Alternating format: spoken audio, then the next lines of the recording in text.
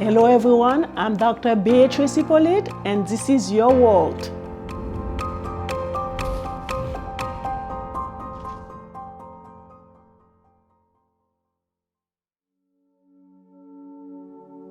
Today we have the privilege to have on the show with us a very special guest, a longtime friend.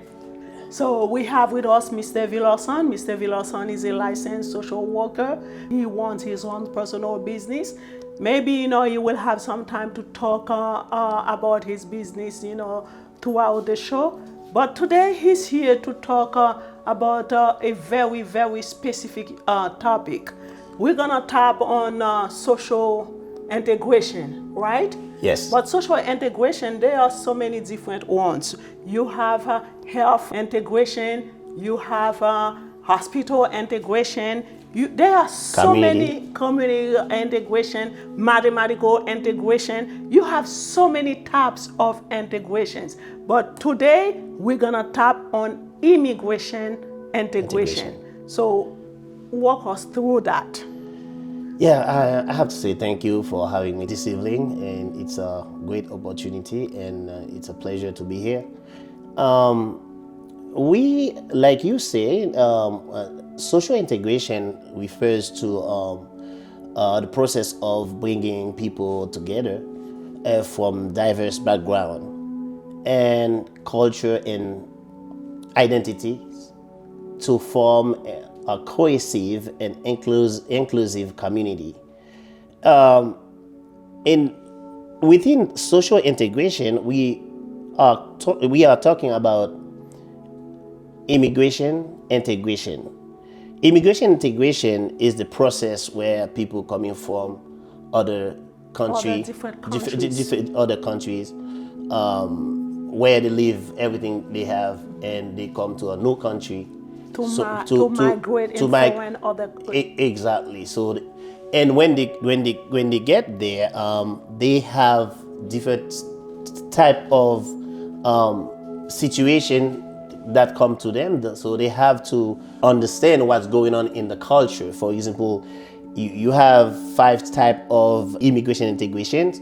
That one of them is cultural integration, the culture of the country, the new country where they So before you go to that specific type, can you tell also what are the 5 types are? You have cultural integration, you have social integration, you have economic integration, you also have political integration and psychological integration. Okay. So let's talk about the cultural integration.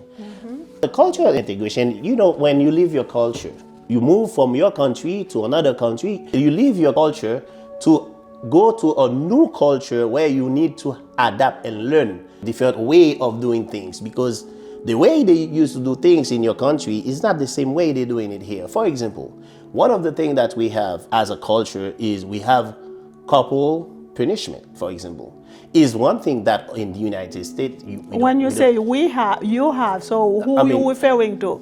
I'm what talking culture? about this. What culture? I'm talking in Haiti. Okay. We do not have that, but in the United States, which is totally different. If you can't whip a child because the child is not listening to you, you have to talk to the child until the child understands exactly what you're saying. But that's not a good way to correct or fix a child and to make a child do what you want the child to do. Basically, corporal punishment is a law in Haiti, but not in the U.S. That's correct. Over here, those kids, they have law policies that help them, so parents don't take the advantage of them. In this country, for example, we have what we call parent patria. Parent patria, in the United States, as parent, you have half of the child and the other half belong to the state. So if in case you cannot take care of your child, and the state will take the child from you and take care of the child. That's a part of the culture. So when it comes to traditions and values, and for example, let's say that this week in the United States, we are celebrating Thanksgiving, which is part of the culture and also the value and tradition of the United States, which is not our culture. In Haiti, for example, we have January 1st, which is the day of our independence. And we also have other things that in our culture, which is totally different. But sometimes people are very resistant. But we're talking about immigration, integration in general. So, do you want to be specific on the Asian culture, or you want to talk about it broadly? That's a good question. I want to talk about it broadly, but because I'm Haitian, I know the culture of Haitian. That's why every time I say something, I go back to my culture to pick one thing. So, as an example, like we also have social integration. For example, you are new in a community, so nobody know who you are. For example, you can stand in front of your building. Nobody know who you are. They can even call cops on you, and they say, "Oh, I see a new face on the on our neighborhood." But how you integrate yourself so people know who you are in that community, you have to sometime and maybe talk to the neighbors. Try to talk to neighbors, but I know that might be a problem because the language barrier can prevent you from speaking because you don't know if that person will be able to understand you. And also, you have to make friends on your neighborhood. You have to make friends in the new culture. Let's say that you come here, you still want to stay connected to your friend back home, but you don't want to make friends in America. So how you will be able to find somebody to help you when you need a job, when you need to do something, when you need help with a homework or something like that. So, Mr. Villarson, yes. as an immigrant, Yes. Coming from Haiti to this country, what would be the first thing for me to do as an immigrant? We cannot forget that in this country we have different type of immigrants. We have people who are, we can call them documented, and we also have undocumented people who do not have a green card, do not have a social security. So let's say that you come here legal. Let's look at it legally. Or those who came legally with a green card or what have you, exactly. and those who are undocumented. Yeah. So it's either they came by, different ways, or they had a visa, they came and the visa expired. And they stayed. kind of like overstayed their visa. So possibility resources are not available for everybody. For example, let me give you an example. If you're legal, right, you come with your green card. Once you got here, the first thing that you're gonna have your green card. With your green card, you will do your social security. You will receive your green card. With your green card, you're gonna do your social security. With your social security and your green card, now you can do. After you get your green card, you apply for your social security. Yes. Oh. Yes. After you get your green card, you get your green card first. With that green card, and also with other documentation like a letter with your address on it, and because they need right? For your social security, you don't need that. But to apply for identification card or driver license, you will need that. You will need 6 points. After you get 6 points, now you can move to learning permit or identification card if you want to have that. No, but that's down the road. Yeah. But I'm new to the country. Yes. I'm not gonna think about getting a car or getting a driver license, because I won't be able to even buy the car to begin with. In reality, but as an immigrant, if I language is the first thing. That's what I thought. Yeah, language is the first thing. So when you just got here, you need to speak. If back home you knew English, it's okay. But if you didn't know English, you need to look for a school where they can, some schools you have to pay. Some of them are free. You need to look for free school, go to a library. ESL. Look for ESL class, where they offer free ESL classes, which is English as a second language. That's the first thing in reality you really need. After that, you can move to having your, all the document that I just talked about, and you can move to that. But in reality, the language in ESL is the first thing. Yeah, whether you come here illegally or illegally, whatever the case, so it's vital that you learn the language. I'm not saying that you will be able to speak it like fluently or, but hey, you will be able to have a conversation, to communicate. Myself, when I came to this country, so English is my third language. I speak, like Creole and French. So I had to learn English. Though I never really made it to a ESL class. I don't even know how I've learned English. But, throughout I've learned. I remember I was, my other city was that high. I didn't know how to speak English, but I'll buy New York Times journals. The way that I taught myself, It's like if I see a word, I will not know the meaning of it, but I'll go home, type it, and do a right click on it to see all the synonyms. Yeah. And from the synonyms, I'll know what the word means. So I agree with you. It's very, very, very important to try to learn the language. And I've seen people who say, oh, I don't want to go to school because I'm too old. There is no such thing as being old. Or, you know what, I will speak it with an accent. It's okay. That's not your language. That's why they call it English as a second language. Yeah, that's and correct. for me, it's my third language. Yeah. So, and when I came to this country, I was already 30 years old. My accent will not go anywhere. That's correct. And I should not be afraid when I'm expressing myself, you know, to feel that, oh, he's going to judge me, she's going to judge me. Who cares? As long that I'm able to communicate, to have a solid conversation, as long that I'm able to go to school and earn a degree, as long that I'm able to go to the doctor, go the lawyer office, everywhere I go, and I don't need an interpreter, that's all matters. So it's like, don't fall for all of you out there who think that you're too old, or people may laugh at you if you say things wrong or not the right way. If you speak with an accent, it's okay, you know?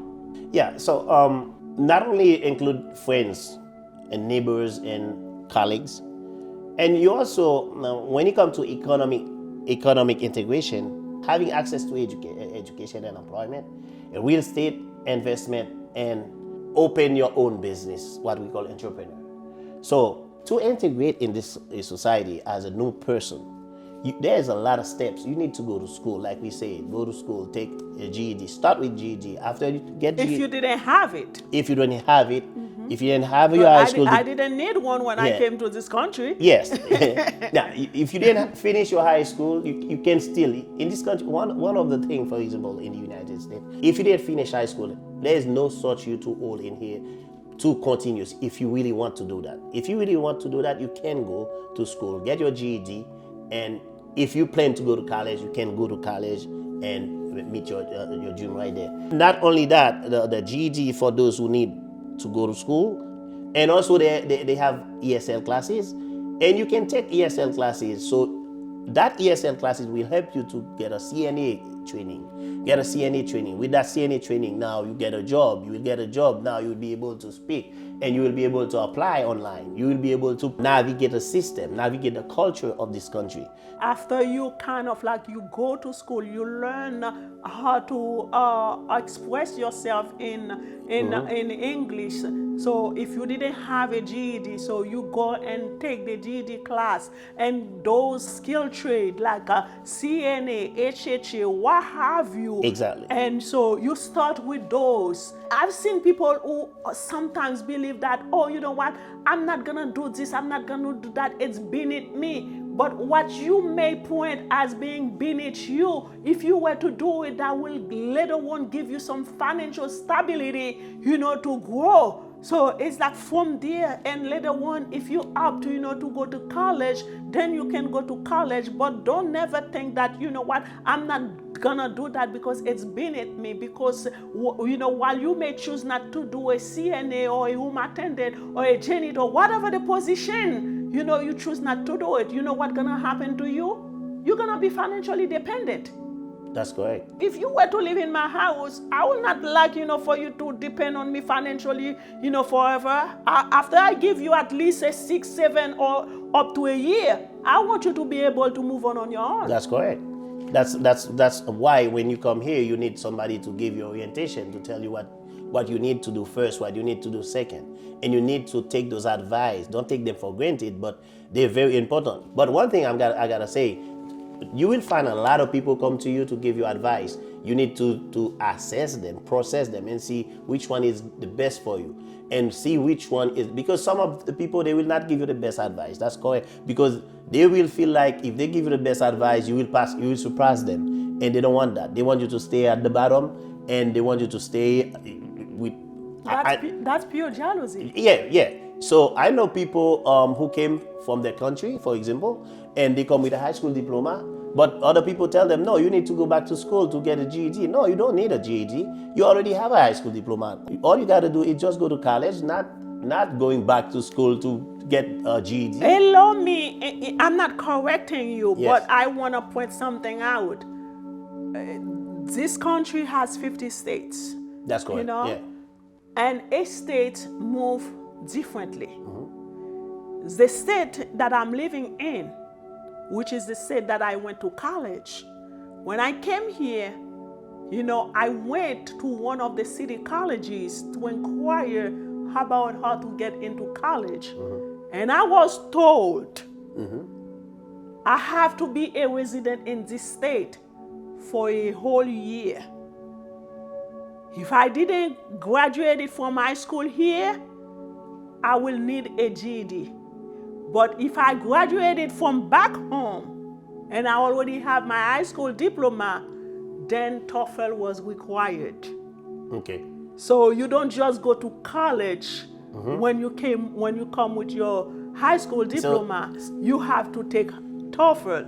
But See, if you that's feel that what- you don't want to take the TOEFL and you want to opt to take the GED instead of the TOEFL, See, then that's by all means. So it's like always go and inquire because information it is technical. It is very technical. So, like we said before at the beginning, not all immigrants are qualified for this or type of services. So, when you are international students, it's different. International student, they will make you take TOEFL. But you don't need to take GED once you have your high school diploma. You need to take TOEFL. They need that score. But once you are legal, or let's say the legal, you're not international student, they used to take me to get into a city. I take ACT. There was ACT exam for us. Now I don't know if they still have it now today, but private school asks for SAT. The public school asks for ACT. It depends if you are international student or if you are a local student. Like if you have green card or if you have you are American. But even, for example, going to school, if you come from New Jersey, you're not gonna pay the same thing as someone who reside in New York State. It's too different. Every state is different. The requirements are not gonna be. You're gonna pay more. You pay more because you're out of state student. So they make you pay more. Not making you pay more in Jersey or not, you know, so or New York or what have you. No. If you live in Jersey, you come to school in New York. If you live in Jersey, you want to come to school, for example, let's say that you want to go to York College, for example. You want to go to Lehman College. You want to go to Hunter. Because you reside in New Jersey, you will pay more than me who reside in New York. So I had the experience between both Jersey and New York, right? Yeah. I remember, you know, I started college in Jersey, but I was always a New York resident, right? So out there, I enrolled as out of state student. Whatever the amount, you know, so that I used to pay, I don't even remember. Yeah. So, but when I collected my 65 credits and transferred to New York, I was still being treated as undocumented. Because not only, you see, that, like I said, it's very technical. In order for the school to consider you as a resident of this country, the United States, is when you have a legal, immigration status that's saying that you're a resident or you are American. Okay, so now let's stay, you know, at the bottom because I understand college, you know, college is not for everyone. Not everyone will embrace college. Not everyone, you know, want to do college, but everyone want to have a job, want to be financially dependent, want to be able to express the, you know, him or herself in English. So let's be practical. You know when you come to this country, you know, so you look for. There is a resource that just pop up. Workforce One. Workforce One is a city or state agency that help anybody who want to pay for a training who has no money, and they help you with job placement. They help you also with building your resume if you don't have one, and they help you even look for training, and they pay for the training for free. And you don't have to pay them back. Yeah, they're very good. Workforce One. But after you speak the language. Yeah. You know? But one thing I have to say, you will never be able to speak the language the way you really want to speak it. It's a process. Of course. It's a long process. Of so even course. today I'm still learning English. Even myself, with a doctorate degree in health science, I'm still learning. I'm learning every day. So each and every day. So it's like I'm improving on my accent. I pick up more vocabulary words. That's right. So it's like, but I'm comfortable. So, and I'm never ashamed when people say, oh, she has a strong accent. Yes, I came to this country, I was 30 years old. That's correct. My accent will not go anywhere. And I'm glad I have one. But do I want to speak the language, more proficiently? Yes. Am I working on improving myself daily? Yes. And that's one thing, when we talk about language barrier, people, the way they treat people, I've seen it in my culture, and where people come, so it's like, I never understood the mentality. So just because you come, you had your green card, and I'm undocumented, or I may be under the TPS status, now you feel that you're more superior than me. Yeah, that's a human mentality. That's human mentality. And so now, for that person who has a U.S. passport and you have your green card, that person with a U.S. passport feel that he or she's more superior than you. Because at the end of the day, you always have a group who try to tear another group down. That's I've heard it. When people, I remember I had that experience where somebody, when I first came to this country, but didn't know that I was a woman with gold. I was a woman with dreams, but I was just like new to the country. I was trying to find my way around. Yeah. When the person told me to make me that, we were not the same, that I was beneath her. So it's like telling me, the type of degree that she had. And on top of that, to let me know that she was a U.S. citizen. In my head, I just laughed. Because I said to myself, lady, you don't know me. You just see me. Do you know my goals? Do you know my dream? Do you know what plans that I have for my life? And look at me today. I don't want to brag about it, but God blessed me with everything that I needed. That's great. And I have the U.S. passport. You don't even know where you put it. I don't even know where I put it. You don't even know. So it's there's a time for everything. There is a time for everything. So what I want, immigrant people, because I've seen many immigrant people from other cultures. So it's like they have their own challenges. Yes. And language seems to be like the most prominent one. That's correct. Because it's not easy to speak a different language. Yeah. And one thing that, I've seen in my culture too, people, who came, who already had a profession back home. So when they come, it's like, oh, I'm not doing this. Oh, this type of job is not for me. Yeah. Back home, I was an engineer. I was a doctor. I was this and I was that. And I'm like, okay, I got it. But what are you in this country? Yeah, that's correct. Because what you used to do, what you used to be back home, it's something. But how are you going to make it in this country? Because what you used to be back home is not going to feed you in this country. Yep. It's not going to pay your bills. It's not going to take care of your family. It's not going to put clothes or shelter you. So what you want to do with your life, leave that thing. The chip that you have on your shoulder, shove it off. That's right. Because at the end of the day, if you stick with this mentality, you will not amount to anything. No. Because, and you don't understand that you are your own threat to your own self. Exactly. So that's very important, that for people to kind of like, hey, you come, to a brand new country, and the country is a great country, a country with a lot of opportunities. If you want to take advantage, there are many doors that can open. Don't get yourself stuck in one place just because you had some type of degree from whatever country that you came from. Yes. We also have political integration. They have political systems who designed for us, but we also need to be part of that choice. And what they're doing, we know that they also have the voting system. if you become a U.S. citizen, for example, if you become a citizen of the country, of the new country, now you need to participate. If the law allows you to do that, it's what we call a civic engagement. And there are also the census. There are the census. When they come, they knock at your door and they ask you a question. They ask you how many people you have in your house. They just need to know how resources in the community will be used. Because if you don't give them the exact number, you give them fake number, they will not provide. For example, let's look at it this way. If you have a classroom with 25 kids and you have another classroom with 10 kids, it's not the same thing. If the community has a lot of kids going to one school, and that school and the teacher will not have enough time to go through the homework of every single. You're gonna need more resources. You need more teachers.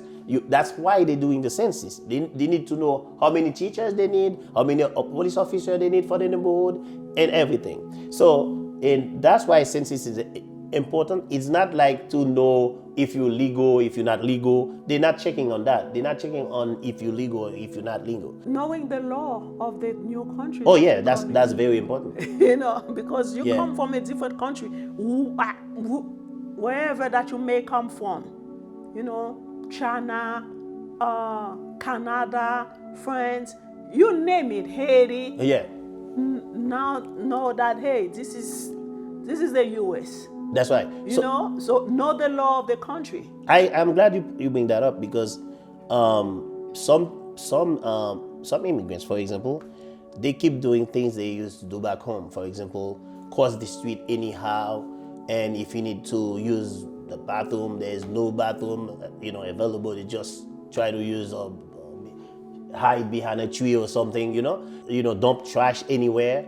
So whatever they have in their hand, they just dump it on the floor. So that's also they don't really care about the cleanness of the street. They don't really understand the policy that's come with it. So that's very important. Or you may come from a country where it was okay, like Mr. R.Villarson mentioned earlier. So where corporal punishment is a law. So back home, so it's like you do something, you not behave, your parent told you to go left and for whatever reason you choose to do right, of course you're gonna get a beat up.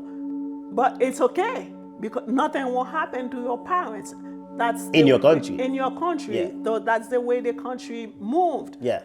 But if you were to come here, in this country, you cannot put your hands on your kids. Yeah. They do something, you told your kid to go left, they went right.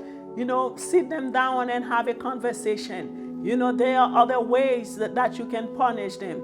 That phone that, they want to be on all the time, you take it for a few days. That tablet, you take it for a few days. Nobody watching television for a whole week. So they make them feel it in a different way because that's the way that they want you to move in this country. Yeah, that's correct. Not your own way. Another thing, you may come from a country where it's okay. Mm-hmm. You put your hands on your partner or your wife. Yeah. So nothing happened to you. Yeah.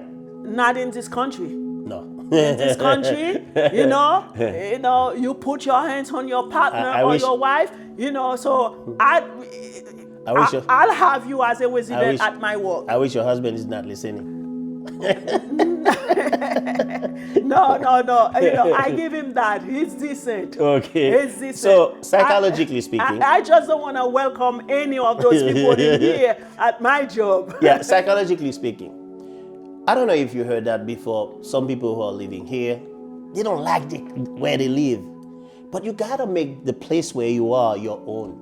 You gotta make a sense of belonging. Make it like you have to have that sense like you belong to the community, to the new society. Exactly. Some people, they feel like they're even talking bad about the countries. If you don't like the country, go back home. You don't have to stay. Nobody forced you to stay here.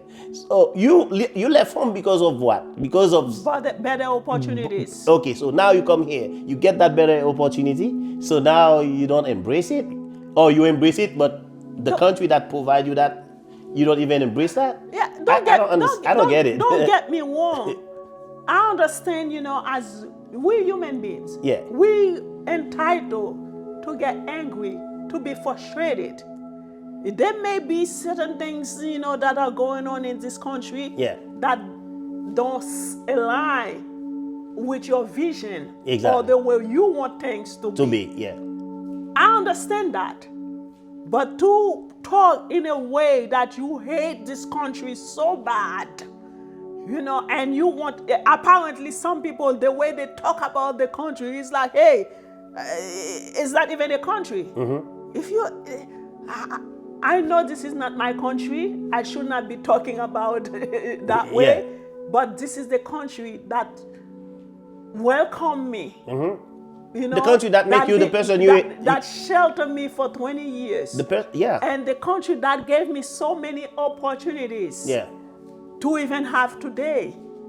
I understand there are Yeah. a lot of things that need to be changed in this country. Exactly. There are a lot of things that I don't like, in this country. But at the end of the day, the same way I love the country that had given birth to me, the country that I love dearly, the country that I call my Haiti. I am Asian. I'll die as being a Asian woman. I always do whatever that I can to participate, to contribute to better my country.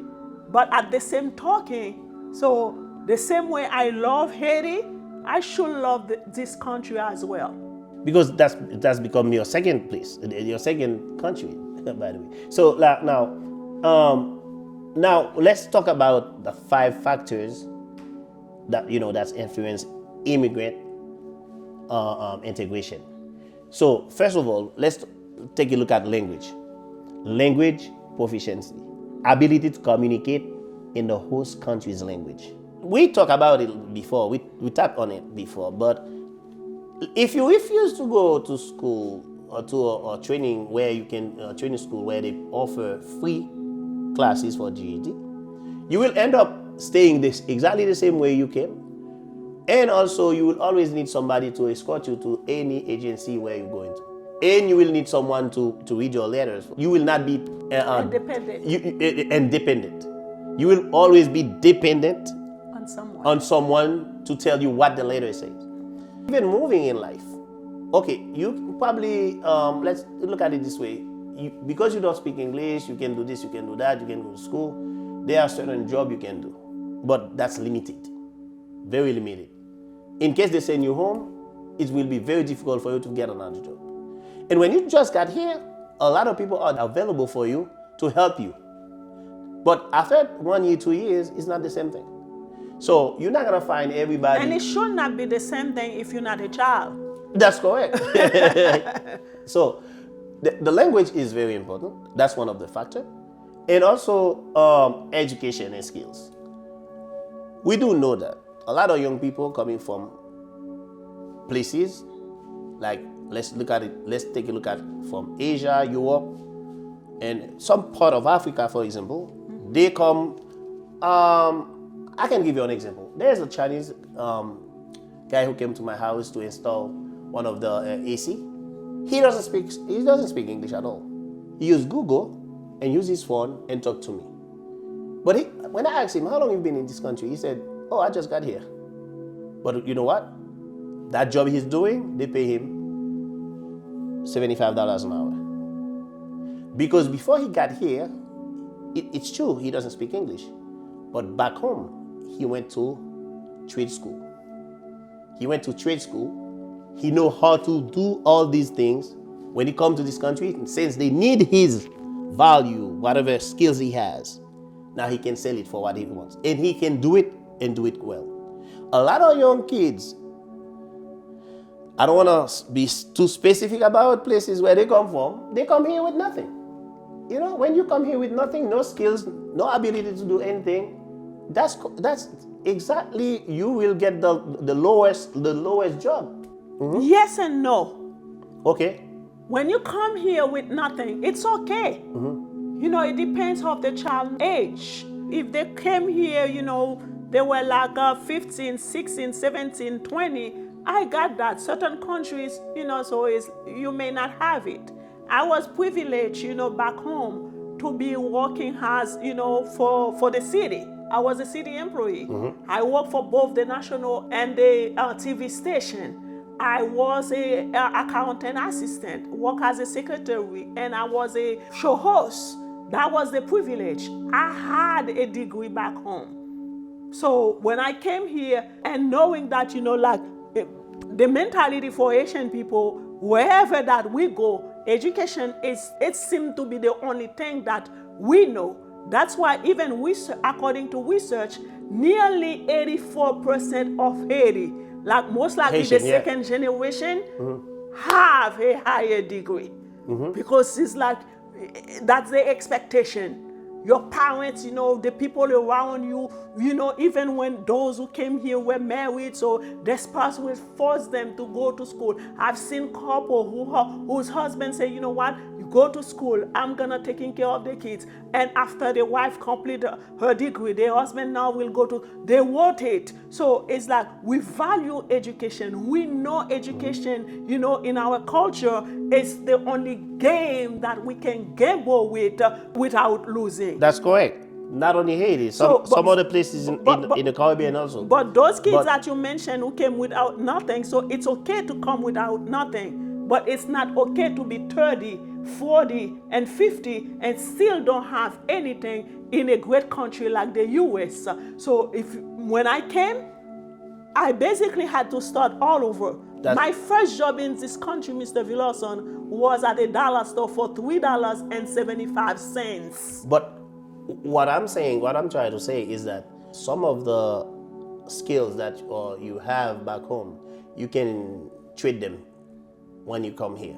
So let's say if you're a mechanic, for example, you know how to change a tire in Haiti. It's not different here. It's change a tire. You still know how to change a tire.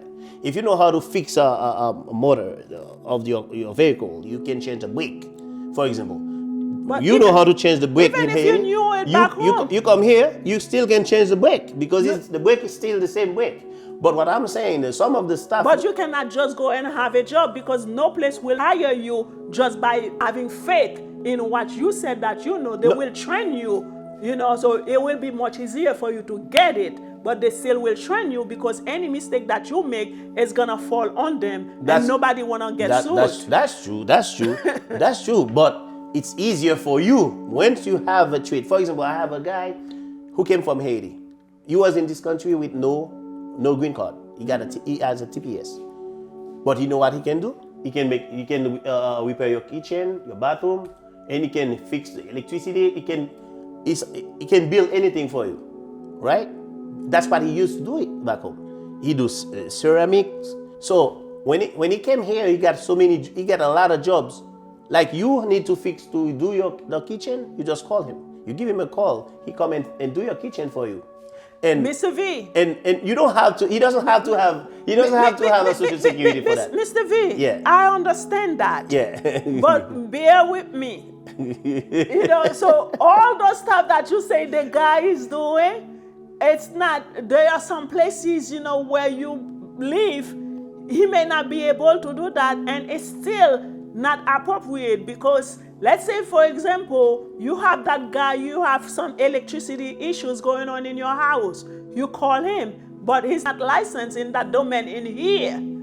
So you have a plumbing issue, you call him, he can fix it, but he's not licensed.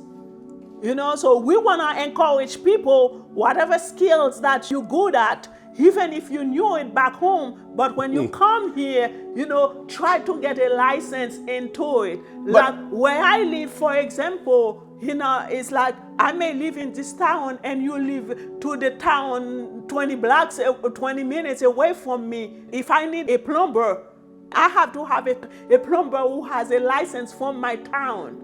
And the plumber from my town, even with the license, cannot go. We were talking about rules and laws. So it's like, let's stick to rules and laws. We cannot violate them. That's correct. I like that. But they still can work with somebody who has a license.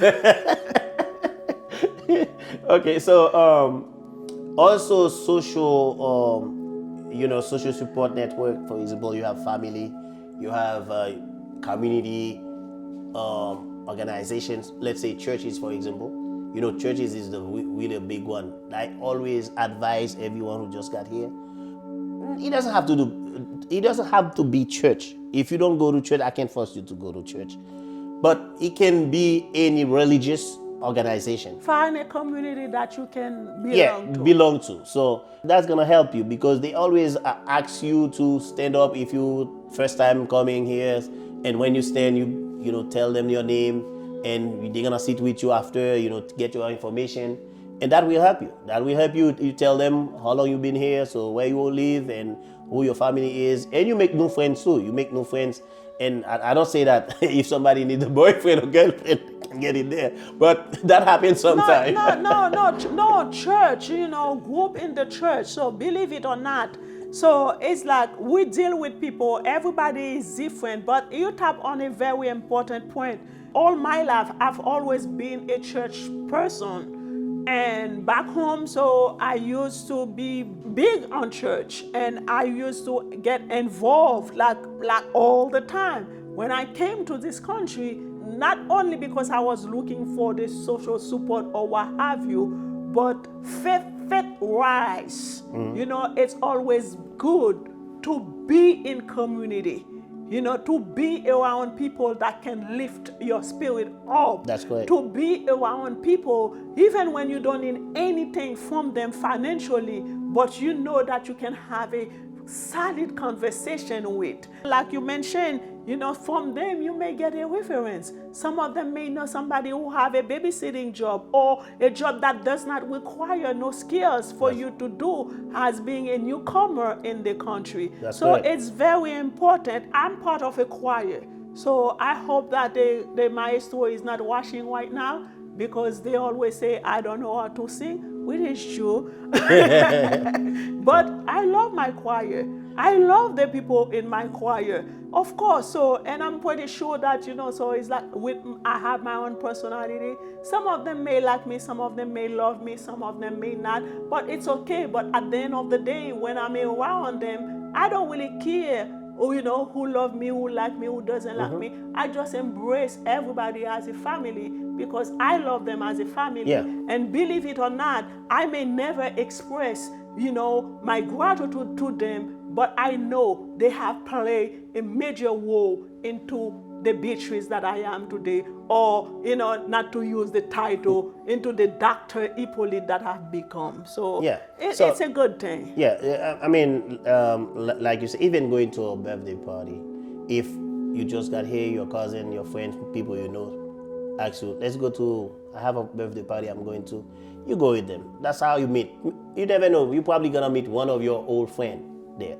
So go to a barbecue, stuff like that. You go and you meet with new people, you exchange numbers and stuff, and you make friends, because you will need those friends. You will need them in your future. But the most important thing, always try to connect with people who can help you grow. That's correct. Not with people who constantly invite you to party. This weekend, you were invited to a party. The next weekend, another party. All the bands, that are being played. No, because you came to this country not to party. You came to this country to grow. To improve yourself. Yeah. It's very important to also keep in mind. And also we do have government policies and programs. Like, you need to know also the policies and services that are available for you in the community. So where they have, for example, health insurance, or where you can any agency who can help you with those services. HRA, for example, where those locations are. And also, where they offer this training, that training. And also even the school, like public school for your kids, that's one of the things you need to do. You need to know where those are. And also policies. And you need to know if you're qualified, what you qualify for. Once you know the policies, you know what you qualify for. For example, I know some people who are qualified actually right now to go to school, even though they don't have a green card. Because they have a TPS they can go to school. What school? When you say Public school. Public school, yes. You know, private school is private school. Even though you're a citizen, you still need to pay that full amount. I don't know for all the states, but in New York, when you come, as long as you're a child, you're entitled. Yeah, for public school. For public school. Yeah, until 12th grade. Yes. But going to college is different. If you want to go to college now, it's different. You know, some of us, because I have my own cousin, for example, she after she graduated from high school, she couldn't go to college. Yeah, you always can go to college in New York, whether you pay for it out of pocket, international, or very expensive under the TPS status. Then your tuition will be different than the one with the title of undocumented. And even the loan, you will not be qualified for every type of loan. Because I remember my all 4 years of college, at your college, I was undocumented at that time.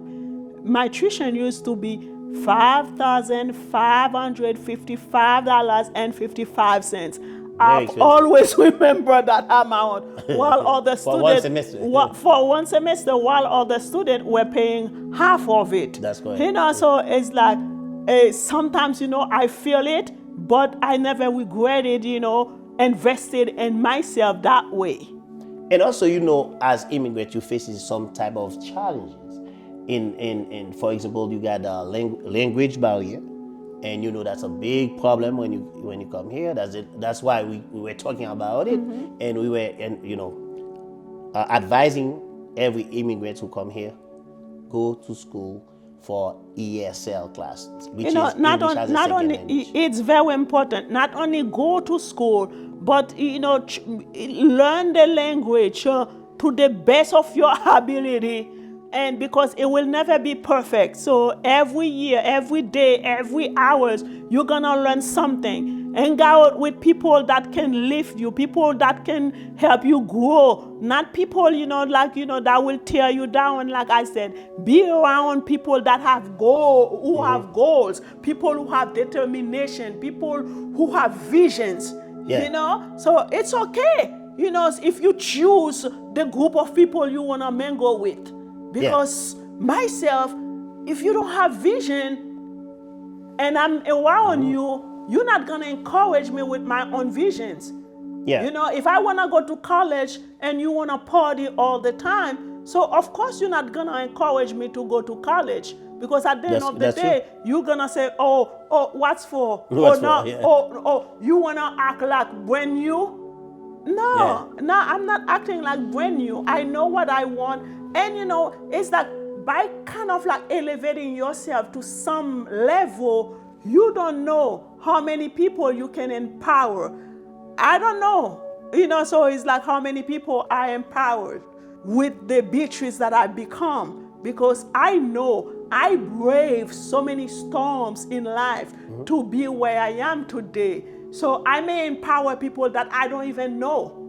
I may empower people that I even know. There are a few people who oftentimes come to me and say, girl, I was able to do this or accomplish that because of you. Because I've seen the God that you have. I see the audacity and the bravery that you put along the way to accomplish all of this. And because of that, and I know you had limited opportunities. You had limited resources, and you did it. So because of that, I said I can do it too, and I did it. So it's like it's always good, to be something, do something, be able to empower others. So at the end of the day, you come to this country, wherever that you come, it does not matter, but you can improve yourself, you can grow, you can get a great education if this is what you want. I respect those. There are people who don't want it. There are people who say school and college are not for me. There are people who want to do it but cannot do it. So it's like whichever way that you want. But all I want from all immigrants is to be able to be financially independent. Correct. You cannot be 40 years old, 50 years old, and still depend on a brother, on a sister, on a mother, No, go out there, find something, do something, Be productive. You live in a country. When you choose not to work, by the time you're 65, who's gonna taking care of you? That's correct. You know? Good question. And even Medicaid, you have not Medicaid, Medicare. Yeah. You have Medicare at the end of 65, right? Yeah. But in order to get Medicare, you have to at least work 10 years. Yeah. Yeah. And now let's tap on the cultural differences. Like we said before, culture is not the same. There's a new culture. You need to embrace the new culture. But we know there are so many people out there ethnocentric, which is thinking that your culture is better than the new culture, or your country's culture is the better culture, period. So that can prevent you from advancing, because even the food, the way they cook over here is different from the way you cook back home. Maybe you used to put, for example, when you're cooking, you put oil at the beginning. Over here, they put oil at the end, so that you think your way is better, because maybe you wash your rice before you put it in, And over here, they don't, maybe they don't, or they do, but you always find something that's different, and also resist to the culture, to embrace the culture. The music you used to listen back home, the music you're listening now, when you open even the watching TV, when you watch TV, you open the TV, that's all, you're gonna hear English channels. All these channels are English. While you're mentioning the music, I was not used to rap music. So it was, until today, it's still hard for me to listen to some of them, especially the one that we know where they use a lot of profanity. I'm not comfortable around profanity that. But I don't say you need to embrace that. No, but at the end of the day, I still need to embrace it. Yeah. Because you know what, like you mentioned, it's part of this culture. This culture. I cannot reject it. On a personal life, I may not implement it into my own life to listen to it in my own household, but that should not be bother me if I go to somebody else's house or other places where they play those type of music. That's part of the culture. I have to respect it. That's correct. And discrimination and racism, be aware of that, because I think it's gonna happen. Are you preaching to the choir? It's gonna happen. I remember myself, there was an apartment, and I went to see that apartment, and the lady said that, oh yeah, you're gonna get it. You're gonna get the apartment. And I said, okay. And when I get home, my wife, the next day called her to ask her, okay, so can we come and pay, since you said that we're gonna get it, blah, blah, blah. And the lady said, I still have somebody else to come and see it. The next day we called, she said, oh, somebody else get it, so there's no more apartment for it. Available. So my wife took another phone and called the lady. She said, when are you coming? Oh. She changed her voice, and she asked her, when are you coming to see the apartment? Oh, she investigated to find out. No, because we're black. What was really going on. Because we're black. So she doesn't want to rent that apartment with us, because we are black. So the racism is something you need to be aware in this society. And economic hardship as an immigrant, when you come here, life is not big. Okay. When you mention racism, I don't know for other cultures. Yes. But for my culture, it's something that we deal with every day. In our own country. Because remember what we call the mulatto back home, compared to people with my skin complexion, they will not mingle with people with my skin complexion. And I think even in today, in this 21st century, you still have men in Haiti.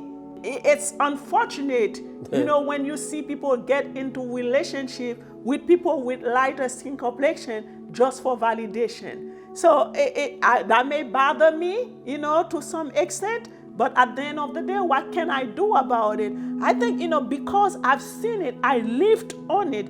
Bear in mind, I live in my country for a whole 30 years.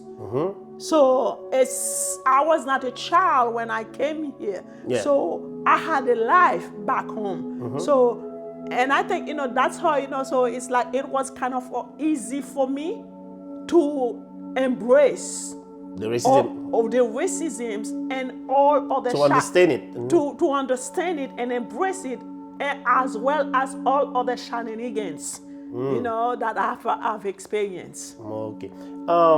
We talking about economic hardship, and when you got here, if you didn't come with money, money will run after you. And you will run after money. And most likely you will not come with money. No, I mean, exactly. Unless you were a millionaire back home or you had money back home, so you bring it with you. It's not easy. To make money here, you have to work. So, like you said before, if you... Not only if here, you let your pride... everywhere. I work back home. Exactly. If you let your pride too high, you have a high self-esteem that make you feel like you're all that, you're not gonna get any money, because in this country people don't give money. They pay you for what you're doing. If you come here and you clean my kitchen, I'll pay you for that. And if you come and you stay with the kids, I'll pay you as a babysitter. But they're not gonna just give you money. You will find some friends, some culture, some people.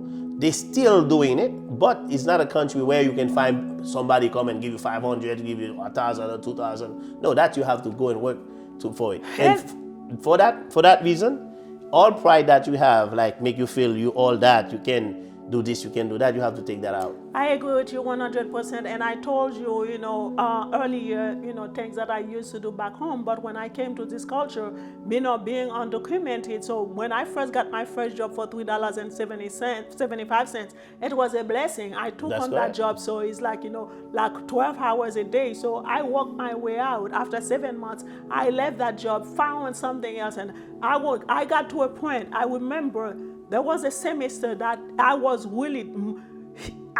tight. I could not find a job. So it was like, oh Lord, what am I gonna be doing? So, and somebody found that lady who needed somebody to clean her house. And they call it day work. And I didn't even know the term. When the lady said, oh, somebody needs somebody, I'm like, what is day work? And when she explained, she broke it down to me. And I'm like, I'm in. And the lady looked at me like if I was that important. And I'm like, please, I'm not that important. I just need to work and I need legal money. That's right. I need legal money. So because I know the law, like we mentioned, very important to know the law. I said, I need legal money. So she took me to that place, to that lady place. Keep in mind, I used to have a maid back home. To come here. To become one. To become one. That's not easy.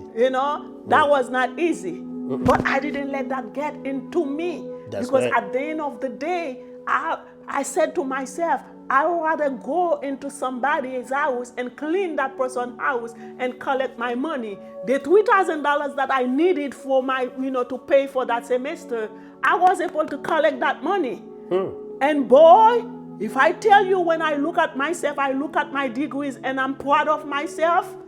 I don't know, you can say whatever that you want to say, but I'm proud of myself because I know the storms that I braved to get them. Yeah.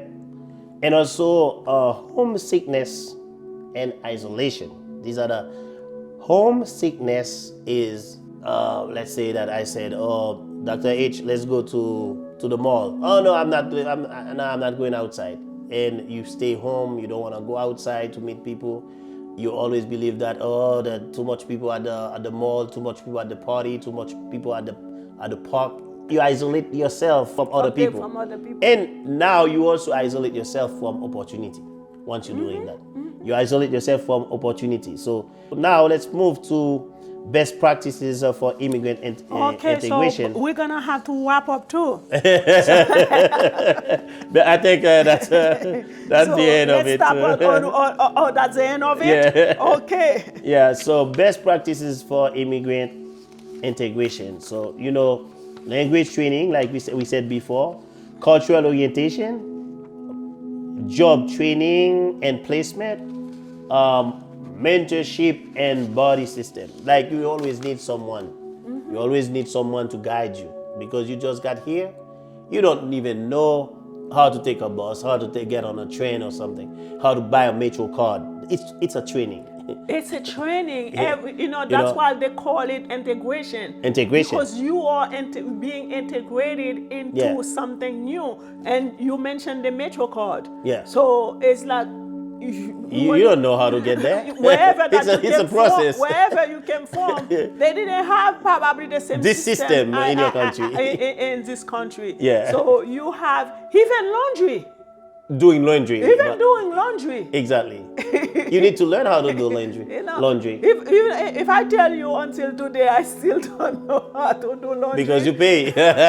You pay somebody to do it. I just drop off and I got comfortable. But but it's because by the time so the first time I went and they were trying to teach me, and I'm like, bear in mind, I had 3 jobs plus being a full-time student. I didn't have time to stay at the laundry room. So I just paid the $20. But it was cheap too. That's why I was able to do it. Yeah. So, but it's skills, because there are people who've been in this country for a while, don't know how to do laundry, don't know how to take the bus, don't know how to take the train, and all of this. So it's like they like you need that orientation. You need orientation to kind of like to fully integrate into this culture. It's like the weather.